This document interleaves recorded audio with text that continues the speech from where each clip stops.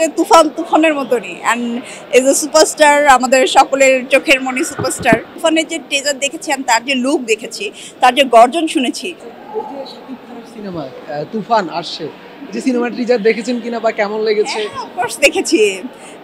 আমি তুফান দেখেছি, মনে হয়েছে যে তুফান তুফানের মতনই অ্যান্ড এজ এ সুপারস্টার আমাদের সকলের চোখের মনি সুপারস্টার তার মুভি মানেই বিশাল কিছু। এখন আমার তুফান দেখা হয় না, আমি তুফান দেখার পরে বলবো তুফানে কি হয়েছে। তবে তুফানের যে ট্রেজার দেখেছি and তার যে লুক দেখেছি, তার যে গর্জন শুনেছি, এতেই আমার মনে হয়েছে যে সুপার ডুপার হিট হবে নিশ্চিত।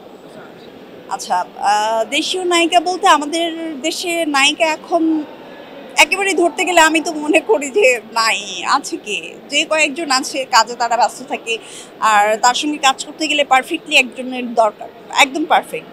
সে হয়তো মনে করতেছে না যে তার জন্য সেরকম পারফেক্ট কাউকে পাচ্ছে না, এই জন্য সে বাইরের কাউকেই চুজ করছে। অ্যান্ড শুধু সে তো না, তার ডিরেক্টর আছে, তার প্রডিউসার আছে, তাদেরও একটা ডিমান্ড থাকতে পারে। এখন সেই যে চাচ্ছে এরকম কিছু না, আমি এটাই মনে করি। একজন সুপারস্টার হিসেবে আসলে দেশের নায়িকাদেরকে তার সাথে নেওয়া উচিত, বা এই জায়গাতে আপনার নতুন নায়িকা সৃষ্টি হবে বা আপনারা যারা আছেন তাদেরকেও। হ্যাঁ, আমার সঙ্গে তার কাজের দুইটা একদম কনফার্ম কথা হয়ে গিয়েছিল শাপলা মিডিয়া থেকে। সেই সময়টাতে আমাদের একটা ট্র্যাজেডি, করোনার মধ্যে খুবই খারাপ একটা সময় যাচ্ছিল, এই কারণে আসলে আমাদের কাজগুলো করা হয় নাই। বাট এখন আমার সাইনিং মানি সেলিম সাহেবের কাছ থেকে নেওয়া, শাপলা মিডিয়া থেকে। তারপর বিষয় হচ্ছে যে একের পর এক মানে আমাদের তো ফিল্ম ইন্ডাস্ট্রির একটা করে ঘটনা ঘটেই যাচ্ছে, এর মাঝখানে কোথায় কোথায় চলে গেল আর মুভিটা হয়ে ওঠে নাই।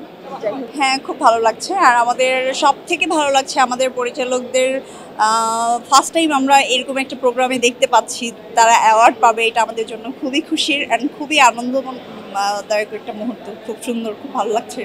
না না না না, আমাদের এই ঘটনাটা হচ্ছে, মানে আমি বলবো যে একটা অ্যাওয়ার্ড পাওয়া কিন্তু কষ্টের বিষয়। অ্যাওয়ার্ড কিন্তু মানুষ এমনি এমনি পায় না, অ্যাওয়ার্ডটা হচ্ছে অর্জন করতে হয়। নিশ্চয়ই আমরা এমন কিছু করেছি বা তারা এমন কিছু করেছে যার জন্য এত বড় প্ল্যাটফর্মে তারা এই অ্যাওয়ার্ডটা নিচ্ছে।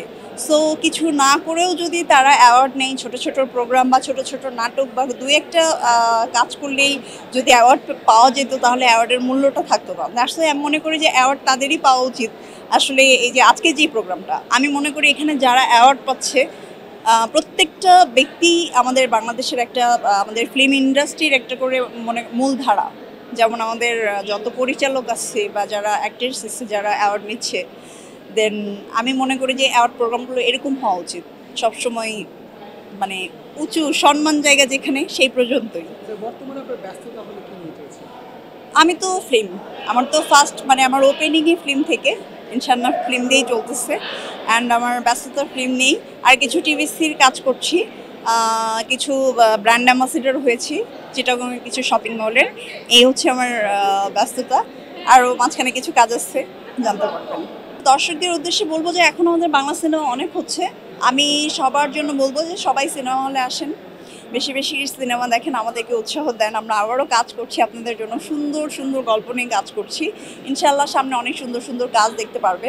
অ্যান্ড আশা করি বাইরের সিনেমাগুলো আর দেখার মতো দর্শক থাকবে না, আমাদের সিনেমাগুলোই চলবে ইনশাআল্লাহ, এতটুকুই চাওয়া।